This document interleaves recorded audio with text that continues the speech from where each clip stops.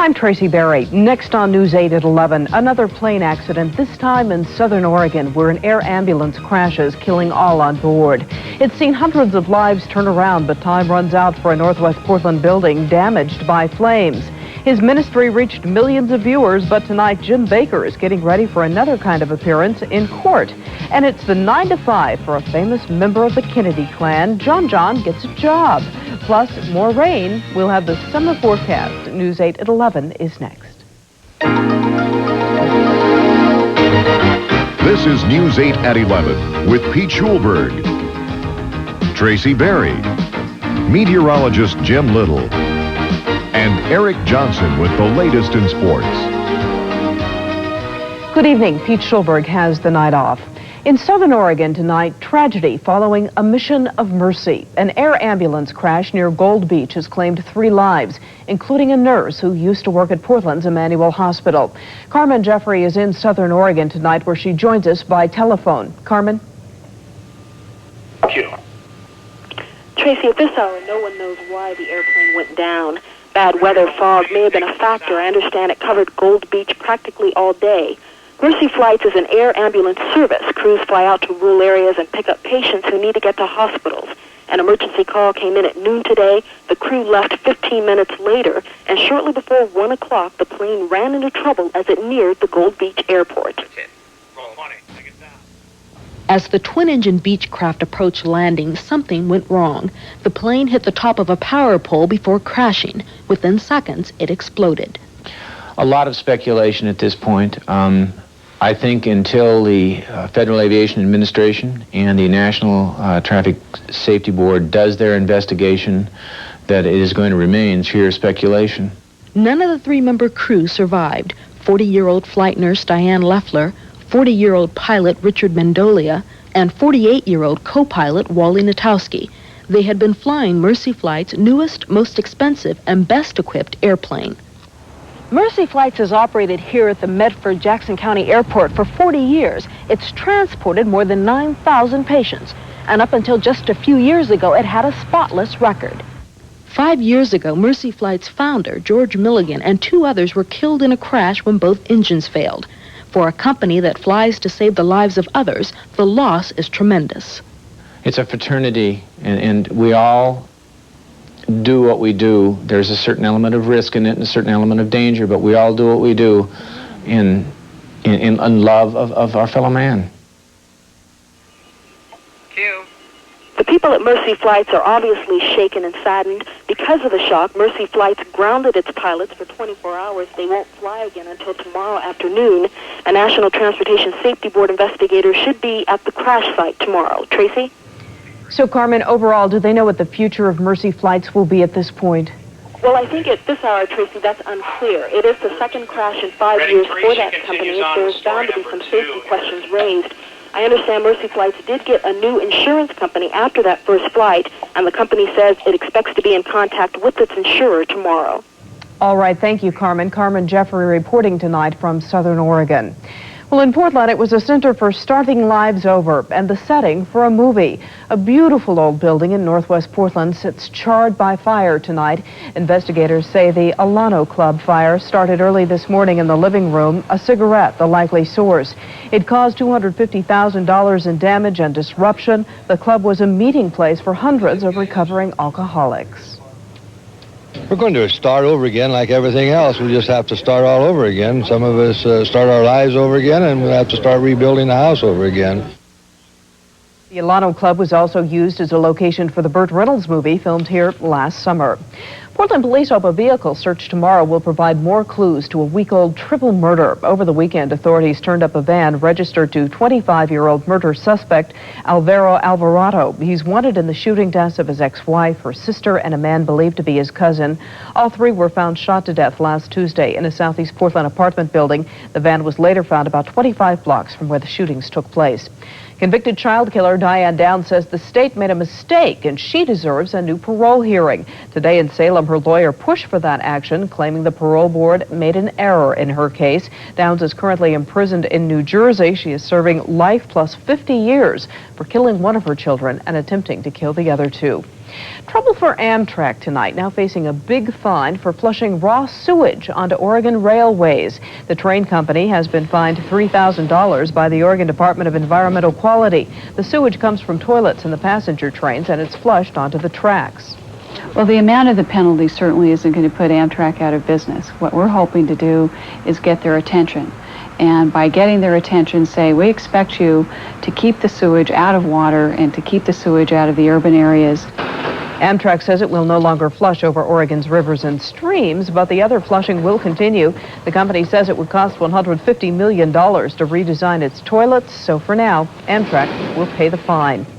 More out tonight on last week's ship collision on the Columbia. Tapes released today show the concern over a possible oil spill. The Chevron Louisiana suffered extensive hull damage when it hit another ship, the Prosperity. The two ships collided at night near Longview. Although no cargo spilled from either vessel, recordings obtained today make it clear that that's what crew members were worried about. And we have had a glancing blow with another vessel. Presently, we do not have any leaking oil or anything. We're checking the vessel out and talking to the other vessel. So far, the Coast Guard has found no evidence of mechanical failure that could have led to the collision. Divers in London are still searching for victims of a tragic boating accident this weekend. Today, the tide on the River Thames dropped for the first time, showing the hull of the 80-foot, 5-foot pleasure boat. Over the weekend, a barge rammed the craft, shearing off its top deck, which was full of partygoers. At least 27 people died in the accident. Authorities are considering criminal charges for the captain of that barge. And in Atlanta today, 8 people were injured when someone mailed a smoke bomb to the regional headquarters of the NCAA offices. Police removed what was left of the smoke bomb mailed to the office just after noon. We noticed a sparkle, then a pop, and then this very caustic, gaseous substance began to come from the box. Authorities say the gas was similar to tear gas. It was picked up by the air conditioning system and sent throughout the 2-story building. 8 people were sent to the hospital suffering from burning eyes and noses, but no one was seriously hurt. Atlanta Mayor Andrew Young spoke out against the action. But I thought we were behind. I thought we had put all this behind us. But you always have a few, terribly confused and sick people that you can't ignore. Tonight, investigators are going over the bomb in hopes of discovering who sent it. Well, Oregon's medical director steps down. We'll have that just ahead. And an amazing story of survival at sea. For this couple, the 2-month ordeal is over. Plus, 12 jurors tonight get ready to pass judgment on Jim Bakker as the fraud case heats up.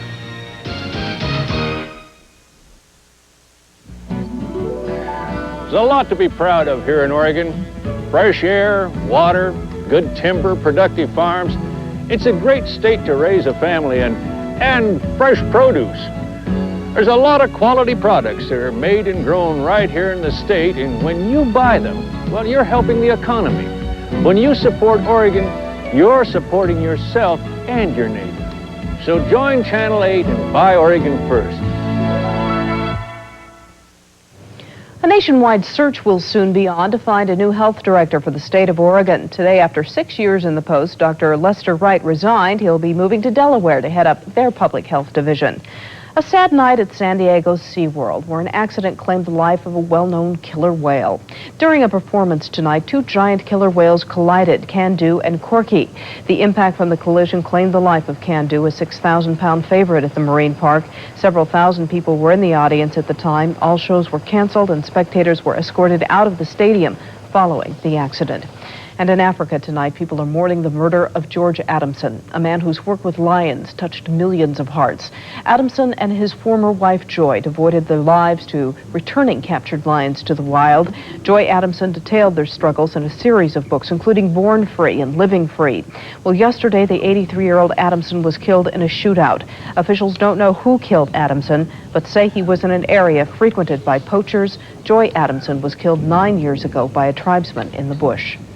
They set out to sail around the world and ended up drifting in a life raft for more than 2 months. A homecoming for a Florida couple today, William and Simone Butler. They say their 38-foot sailboat was attacked by whales 1,200 miles off Costa Rica. For 65 days, they drifted in a life raft back to Costa Rica, equipped only with a water purifier and fishing rods.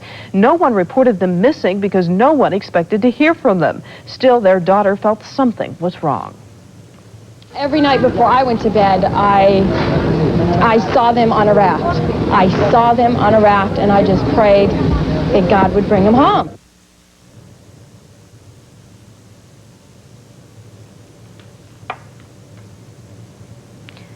The couple lost about 50 pounds each living on raw fish, but both are simply happy to be alive tonight. His television ministry took him to the top, but now Jim Bakker's only appearance will be inside a courtroom. Tonight, a jury is in place to hear the $4 million fraud and conspiracy case. Joe Johns has more. Jim Bakker walked briskly to federal court in Charlotte, his daughter on one side, his lawyer on the other. Bakker came to face charges of using his PTL television ministry, telephones, and the mail to defraud the organization of millions of dollars. Our faith is in God. Bakker came to listen as hundreds of people were called to the first day of jury selection, while in Orlando, Bakker's wife Tammy hosted their fledgling TV show by herself. I love you, sweetheart. Be a brave soldier. Hang in there. Don't you dare give up. Bakker's guilt or innocence is to be decided by the jury of 12 and a judge nicknamed Maximum Bob for the stiff sentences he delivers to criminals. The prosecution is expected to use videotapes of Bakker's old TV show to try to illustrate a pattern of deception in fundraising. Send an extra little gift of $10 or more. The defense may try to show that Bakker did not know how the money was handled. It was a sex scandal with Church Secretary Jessica Hahn that led Bakker to resign from PTL 2 years ago. Disclosures followed of huge salaries, misused donations, and lavish spending. PTL went bankrupt and was sold. Most recently, PTL aide David Taggart and his brother Jim were convicted of tax evasion. But Jessica Hahn, whose disclosure of sex with Bakker and hush money payments touched off the scandal, is not expected to testify. Opening arguments are scheduled to begin next Monday. Joe Johns for NBC News. Well, it's like something right out of a science fiction movie. The pictures coming back from Voyager 2. OMSI is showing pictures of Neptune, the fourth and final destination of the Voyager. On Thursday, the craft will travel within 3,000 miles of Neptune before spinning off in space. The satellite link with NASA allows space fans to see the blue planet 4 times the size of Earth. And one of the most extraordinary discoveries so far is this massive hurricane and 4 new moons. Voyager will send back some 8,000 pictures of Neptune's treasures. Well, it's August, but where's that summer forecast? We'll have it just ahead. And a new path for one of the Kennedy clan.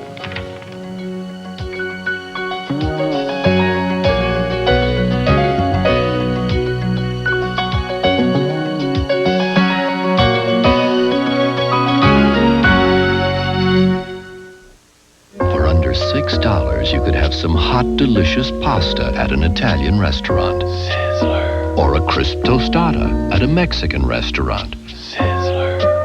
A seafood salad at a seafood restaurant. Sizzler. Or soup and salad at almost any restaurant. Sizzler. Or for the same money, you could get Sizzler's salad bar and have all of them. Sizzler. Time out!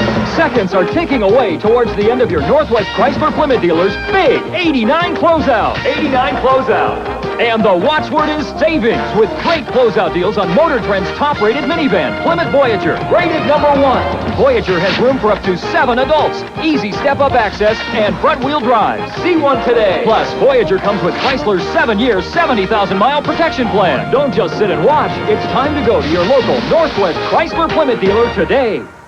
Even non-members save big at the Home Club. August 9th.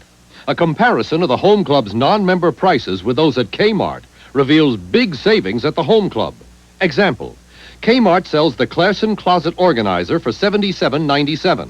That's $19 more than Home Club's non-member price. And Home Club members save even more. Yes, the list goes on and on because at the Home Club, you save on everything, every day. Well, we saw him grow up alongside his famous family, but tonight, John Kennedy Jr. is striking off on his own. Today, a huge media crowd formed as JFK Jr. made his way through downtown New York and into the district attorney's office. He was later sworn in as one of 60 assistant DAs. The 28-year-old had a hard time getting past reporters, by now a familiar scene wherever the young Kennedy goes. A far cry from what he used to be known as John John, wearing shorts and holding his mother's hands.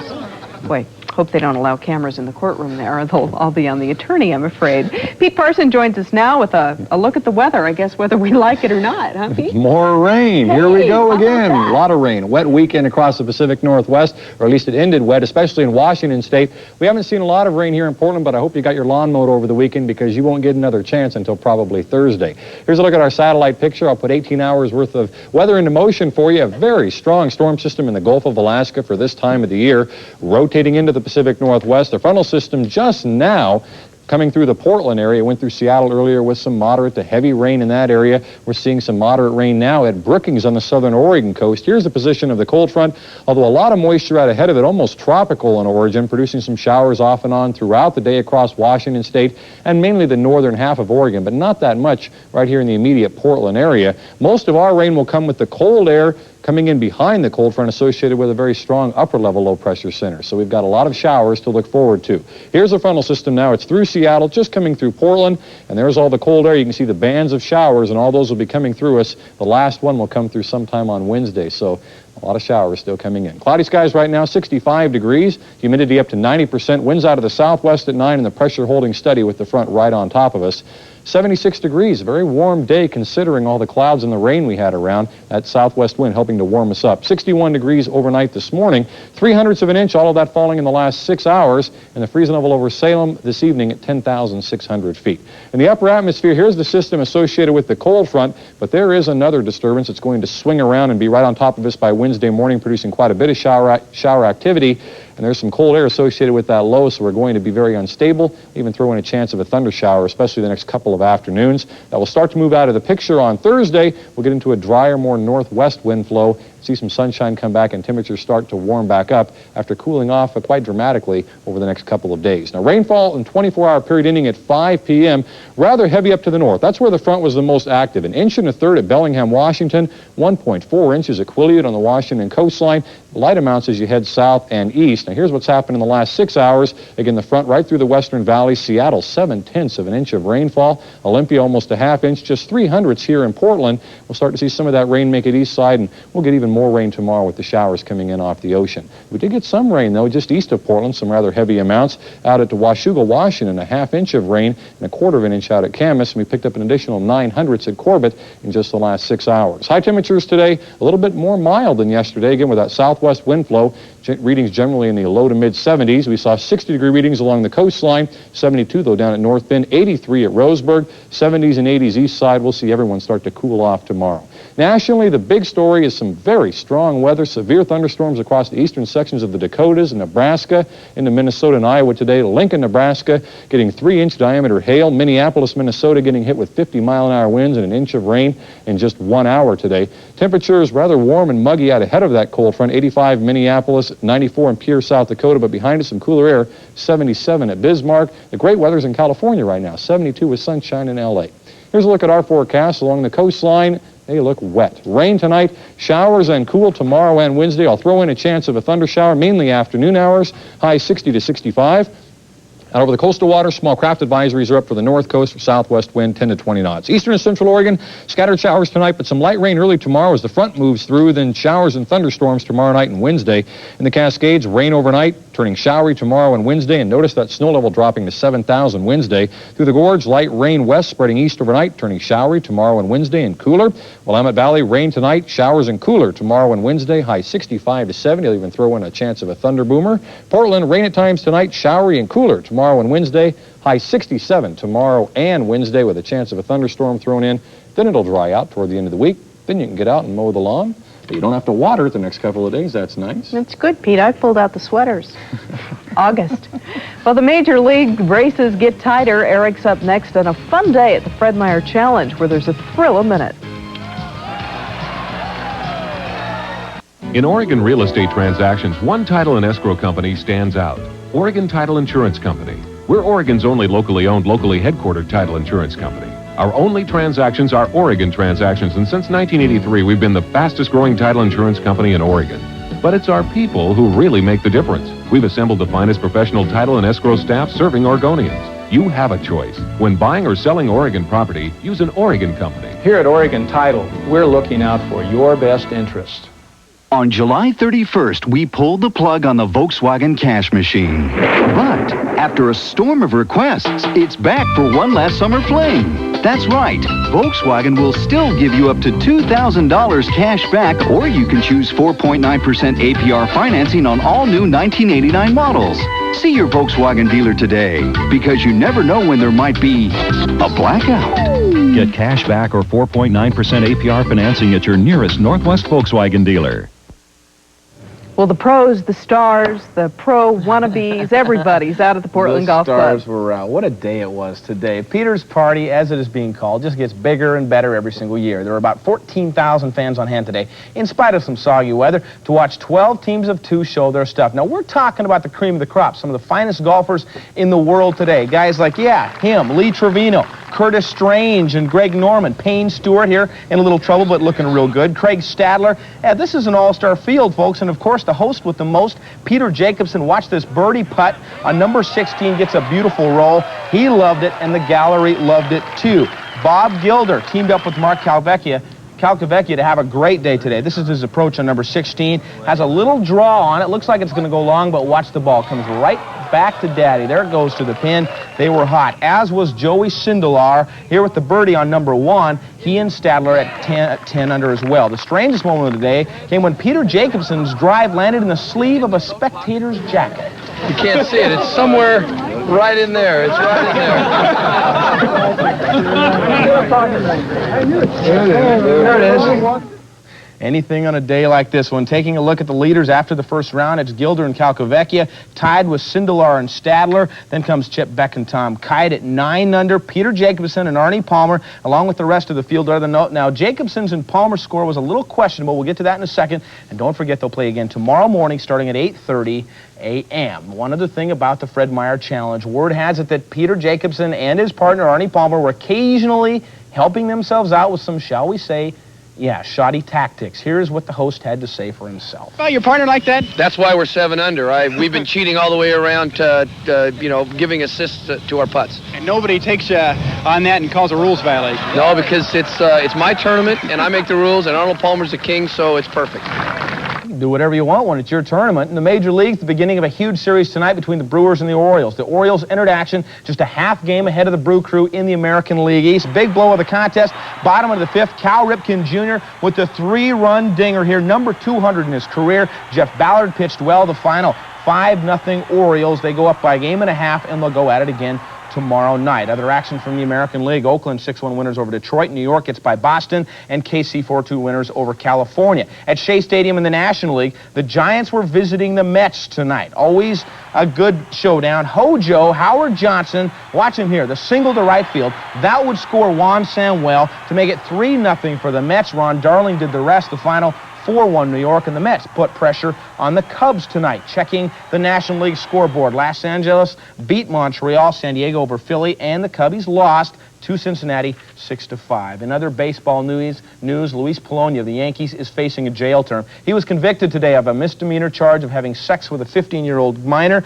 The charge has a maximum penalty of 9 months in jail and a $10,000 fine. Sentencing has been delayed until after the baseball season. The Portland Beavers were at home for the last time this season tonight. The Phoenix Firebirds were in town for the occasion. Last chance to get a good look at the Beavers, like this guy was doing. Orlando Mercado with the shot here to center field. Watch Ken Gerhardt. This is how not to play center field in AAA or any other league. Goes all the way to the wall. Run comes in to score. Portland beats Phoenix 3-1 to beat former Aloha High standout Eric Gunderson. Now the Beavers go on the road for 8 games to finish the season. There was some preseason NFL action tonight as well, including a couple of good matchups. The Vikings beat the Redskins 24-13.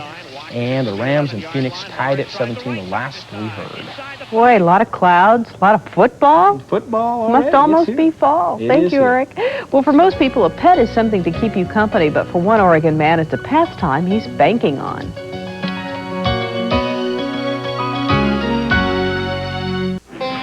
Henry's. Say, heard they're selling Henry's down at Oregon City. Yep. I'll bet 100 years from now they'll be selling Henry Weinhardt's beer as far away as Walla Walla. 100 years from now, only little girls will ride horses. Men will walk on the moon. And Henry Weinhardt's beer will be selling in Tokyo, Japan.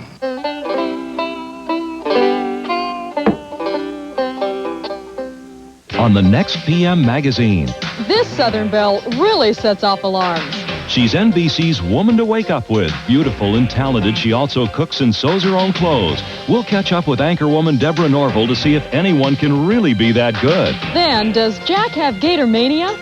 Our PM adventure takes us deep in the Amazon jungle on a hunting excursion to nab those toothy devils. I'm Teresa Richardson. Join us tomorrow night at 7:30 for PM Magazine, right here on Channel 8. Well, not just anybody can do it, but an Almsville, Oregon man is trying to raise exotic fantail goldfish, that is. The Northwest is known for its great salmon and trout runs, but getting goldfish to reproduce is a little bit trickier. In fact, 72-year-old Ernie Watson has spent $20,000 trying, and so far, no success. I don't think everybody has the patience to do it. But it's a battle, and I've just decided that's going to win, that's all. Watson started out with nearly 4,000 fish. He planned to breed them and sell them to pet stores. In 2 years, he's down to about 600, but he's determined to succeed, and he says he really can't afford not to succeed now. You, the proud, the survivors. That's right. There's a fish story for you tonight. Thank you for watching. Good night. Good night. Good night.